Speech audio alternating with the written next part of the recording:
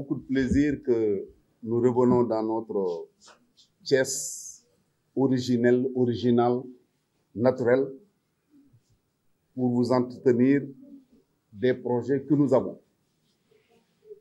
Vous avez aujourd'hui en face de vous une délégation dirigée par moi-même, président de la Convergence libérale et patriotique, mais également candidat à l'élection présidentielle de 2024, porté par l'Alliance Sénégal Suñu Moomeel Sama Yitte. Comme vous le savez, en avril 2022, nous avions tenu le deuxième congrès de notre parti à Sorano, le premier s'étant tenu au CICES, pour décider donc d'être candidat en 2024.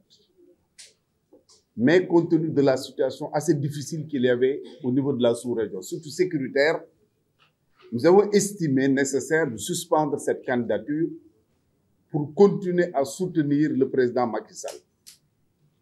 Nous sommes d'avis que depuis la mort du président Idriss Déby du Tchad, ce que le président Macky Sall a fait dans la lutte contre la montée du terrorisme dans notre sous-région, aucun autre chef d'État ne l'avait fait. C'est la raison c'est une des raisons, en tout cas, pour lesquelles nous avons dit, mettons-nous autour de lui pour le soutenir. Mais quand il a décidé de ne plus être candidat en 2024, nous nous sommes dit, nous reprenons notre indépendance et notre initiative pour être candidat en 2024. Comme je l'ai dit, ça a été décidé depuis avril 2022. Évidemment, ce n'est pas une candidature pour être candidat seulement. Nous voulons véritablement opérer une rupture dans ce qui se passe au Sénégal et apporter les changements qu'attendent les populations sénégalaises, particulièrement sa jeunesse. C'est la raison pour laquelle nous avons élaboré un programme en 20 points. Malheureusement que nous ne pourrons pas développer pour diverses raisons.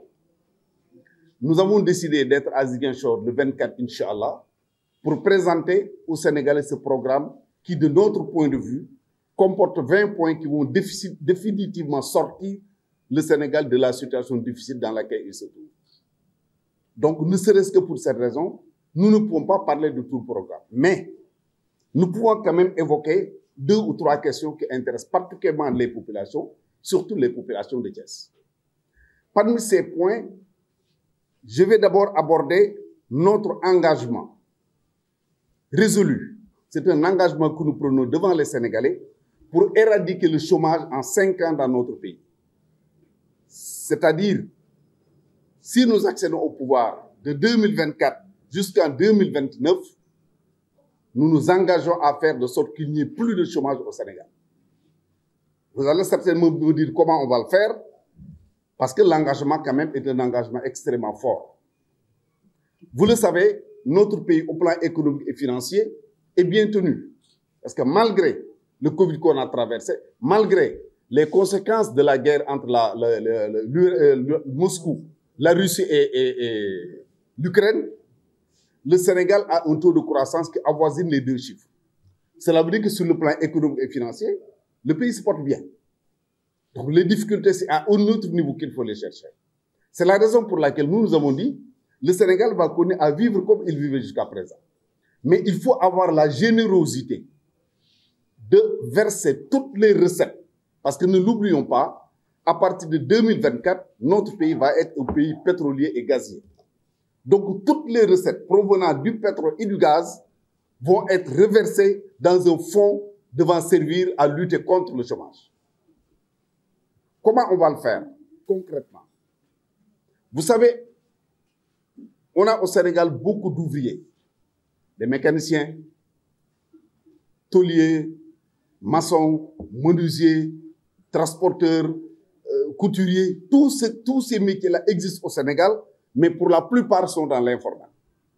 Donc nous avons dit le premier acte à poser, c'est de procéder au recensement et à la formalisation de tous ces ateliers, de toutes ces entreprises qui existent, mais qui sont dans l'informel. Donc les ateliers sont recensés, formalisés, formés, encadrés et soutenus financièrement. Et tous les apprentis, qu'ils soient mécaniciens, qu'ils soient chauffeurs, qu'ils soient autres, qui sortent de ces écoles, de ces ateliers de formation-là, bénéficiant d'un brevet, comme on dit, délivré par son patron, va être pris en charge, installé par le gouvernement, financé pour qu'il puisse commencer à travailler. Deuxième chose, vous voyez qu'il y a beaucoup de métiers qui sont en voie de disparition. Regardez dans votre entourage immédiat. Si vous avez besoin d'un plombier, par exemple, vous avez des difficultés pour en trouver. Vous avez besoin d'un électricien pour changer des ampoules chez vous, vous avez des difficultés pour en trouver. Ainsi de suite. Nous avons dit que ces métiers doivent être revalorisés, des jeunes formés dans ce sens, financés et installés. C'est valable pour les apprentis chauffeurs également. Il faudrait prendre un groupe, pas chaque apprenti chauffeur qui obtient un permis de conduire, mais un groupe d'apprentis chauffeurs qui viennent d'avoir un permis de conduire. Il faut les organiser en entreprise de transport parce que également le transport sénégalais doit quitter le secteur informel dans lequel il se trouve pour aller dans le secteur formel. Nous avons les DARA, extrêmement importants. Aujourd'hui, demandez au ministre de l'Intérieur, de l'Éducation nationale, il y a combien d'écoles primaires ou secondaires de l'élémentaire au Sénégal, il vous le dira. Demandez-lui combien de DARA il y a au Sénégal, il ne sait pas. Alors que les DARA jouent un rôle, j'allais dire, beaucoup plus important que le rôle joué par l'école française. Parce que le DARA forme des hommes. Le DARA donne l'enseignement, la connaissance. Or, l'école aujourd'hui donne la connaissance, mais n'éduque pas les enfants. Donne la connaissance, mais ne forme pas les jeunes. Donc, nous avons dit, l'idée que le président Abdoulaye Wade avait lancée, les DARA modernes, il faut poursuivre cette idée-là, mais en la renforçant. Ça veut dire quoi? Ça veut dire que le talibé qui sort du DARA, qui mémorise le Coran, doit également de la même manière avoir un métier. C'est-à-dire le talibé qui finit de lire le Coran, qui parvient à lire le Coran, doit en même temps être soit chauffeur, soit mécanicien, soit tailleur, soit autre chose. Mais il faut, à partir des DARA, former les talibés, mais également il faut prendre en charge les sering DARA qui devront bénéficier de l'appui de l'État de la même manière que ceux qui sont les maîtres qui sont dans l'école française. Il y a le cas de l'agriculture. Vous savez qu'il y a comment on l'appelle, le PRODAC. Le PRODAC, c'est une excellente idée. Mais malheureusement, dans sa conception, c'est une excellente idée. Mais malheureusement, dans sa réalisation, ça pose des problèmes parce que le PRODAC est centralisé dans des endroits bien précis. Par exemple, vous allez en Casamance, vers Sédhiou, il y a le DAC qu'on appelle le DAC de CFA. Donc nous estimons que, au lieu de prendre 2 milliards, 3 milliards, 4 milliards pour créer un DAC, il faudrait éclater ce montant et créer des mini-fermes dans les zones rurales. Cela veut dire que les jeunes, on les trouve dans leur village d'origine pour créer des DAC qui permettront de faire de l'agriculture, de l'élevage, du maraîchage, de la pisciculture, de l'aviculture, ainsi de suite. Donc, à ce niveau, c'est énormément d'emplois qui vont être créés. Dans le secteur de la pêche, nous nous engageons à suspendre toutes les licences de pêche pendant 5 ans qui sont délivrées à des étrangers. Tous les contrats passés par l'État du Sénégal avec des bateaux étrangers seront suspendus au moins pendant 5 ans. Donc, pendant 5 ans, les poissons auront la possibilité de se reproduire. Ensuite, les pêcheurs sénégalais pourront en bénéficier. Et l'État du Sénégal, à part de ce fonds, organise également les jeunes qui sont dans la pêche. Parce que vous voyez que les jeunes, vous savez que les jeunes, souvent, il faut le dire également, ils sont exploités par des marieurs. Des jeunes qui n'ont pas de moyens, c'est d'autres plus âgés qui les regroupent, qui les font travailler, moyennant quelque chose. Donc, il s'agit maintenant de regrouper les jeunes pêcheurs, de les financer, de leur permettre de trouver des pirogues et de pêcher eux-mêmes au moment où les bateaux de pêche ne seront plus dans les eaux sénégalaises. Au moins pendant 5 ans. Le transport, j'en ai parlé tout à l'heure. Ensuite, il y a le volet sport. Le sport n'est plus un facteur de... Ce n'est plus un loisir. Ce n'est plus un jeu. Le sport est devenu aujourd'hui un facteur économique, donc de stabilité sociale. C'est la raison pour laquelle nous estimons capable de ce fonds. Parce que le football sénégalais aujourd'hui regorge d'équipes qu'on appelle des équipes de ligue professionnelle 1 et 2. Mais en vérité, ces clubs ne sont professionnels que de nom.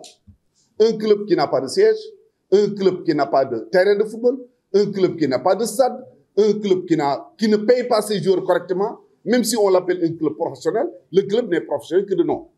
C'est pourquoi nous avons dit pendant 5 ans, il faut que chaque club de Ligue 1 bénéficie d'une subvention annuelle de 200 millions pendant 5 ans. Que les clubs de Ligue 2 bénéficient d'une subvention de l'État de 100 millions par club et par an. Les équipes de National 1 et de National 2 bénéficieront d'une subvention de 50 millions. Toutes ces mesures prises, je pense, vont aider le football à se développer. Il s'ajoute maintenant l'action à mener au niveau des ASC. Parce que dans tous les quartiers, il y a des ASC. Donc, nous allons mettre en œuvre l'idée qu'on appelle ASC outils de développement. Ça veut dire que dans chaque quartier, l'ensemble des ASC sont recensés, répertoriés, organisés pour leur permettre de prendre en charge toutes les questions, par exemple environnementales, le reboisement, la sécurité du quartier, l'enlèvement des ordures dans le quartier, les petits travaux, des routes qui sont cassées, des ampoules à faire dans le quartier, au lieu d'attendre la mairie, au lieu d'attendre l'État qui ne vienne jamais pour régler ces questions-là, ces ASC vont prendre en charge ces questions, y compris également les écuries de lutte, quelqu'un l'a rappelé tout à l'heure, qui sont dans ces quartiers. Donc, toutes ces mesures permettront de créer des milliers, des centaines de milliers d'emplois. Qu'on ne nous dise pas que ce n'est pas possible. Le seul facteur, le seul problème qui pouvait empêcher la réalisation de ces projets-là, c'est le secteur financier, c'est les finances, c'est l'argent. Or, on ne me dira pas qu'il n'y aura pas d'argent. L'essentiel de faire, c'est de faire justement de la lutte contre le chômage des jeunes et des femmes, parce que les femmes sont concernées par le groupement de femmes, par la transformation des produits qui sont en monde rural, mais également la transformation des produits provenant du pétrole et du gaz. Il ne s'agit pas de prendre le pétrole et le gaz et de l'exporter à l'état brut, mais il s'agit de les transformer sur place. Ça crée des emplois et ça donne beaucoup plus de recettes. L'autre question qui nous paraît également importante, c'est la question relative au découpage administratif. Le pays a été découpé suivant des considérations politiciennes, donc partisanes, ou par une volonté manifeste de gommer l'histoire de notre pays. Vous le savez tous, la région du Cap-Vert, c'est du Cap Manuel à Mbidjem dans le Diender. Donc, si on a enlevé le Diender de la région du Cap-Vert, donc pour nous, il s'agit de se concerter avec les populations et de ramener le Diender dans le Cap-Vert. C'est de recréer la région. Parce que la région du Thiès, c'est ce qu'on appelle le Kayor. De l'autre côté, vous avez ce qu'on appelle le Baol. Vous avez de l'autre côté le Diallo, vous avez le Cameroun, vous avez le Sine-Saloum. Mais pour diverses raisons, ces régions ont été découpées en régions qui ne sont pas viables. Or, il nous faut parvenir à des régions économiquement et culturellement solidaires. Dernier point que je vais aborder, c'est l'utilisation des langues nationales. Un pays ne peut pas se développer si les langues nationales ne sont pas utilisées dès le préscolaire. Aujourd'hui, l'élève à l'école, vous lui dites 1 signifie ben. Il faut lui mettre ça d'abord dans la tête. Ensuite, tu lui dis plus, moi, dolli, yo. Tu lui dis 1 plus 1 égale 2. Or, il aurait fallu dire à l'enfant, ben ak ben bokk wala ñaar la, parce que c'est la langue nationale. Tous les pays qui se sont développés à partir des langues nationales. Donc, nous estimons que là également, il y a un travail à faire. C'est une question de volonté politique. Les deux questions sur lesquelles je vais terminer, c'est l'Assemblée nationale et le gouvernement. Pour l'Assemblée nationale, nous sommes de ceux qui pensent que les 165 députés que nous avons, c'est quand même trop pour le pays. Il faut, diminuer le nombre de députés. 2. Supprimer la liste nationale, élire tous les députés à la base par un scrutin uninominal à 2 tours. Troisièmement, supprimer le salaire des députés pour le remplacer par des indemnités de section. En ce qui concerne le gouvernement, il s'agira de mettre sur pied un gouvernement de 15 membres avec des ministres condensés. Je donne un exemple. Pour moi, l'éducation nationale, c'est du préscolaire à l'enseignement supérieur en passant par la formation professionnelle. C'est une question de volonté politique. Si nous l'appliquons, il est certain qu'entre 2024 et 2029, le Sénégal fera des bons qui lui permettront d'être dans les pays les plus développés dans ce monde-là. Parce que Dieu nous a donné ce dont nous avions besoin. Dans un pays où il y a du fer, il y a de l'or, il y a du pétrole, il y a du gaz, il y a énormément de ressources, il ne reste que la volonté politique et la volonté d'être transparent et le souci de servir les populations pour réussir à développer ce pays-là.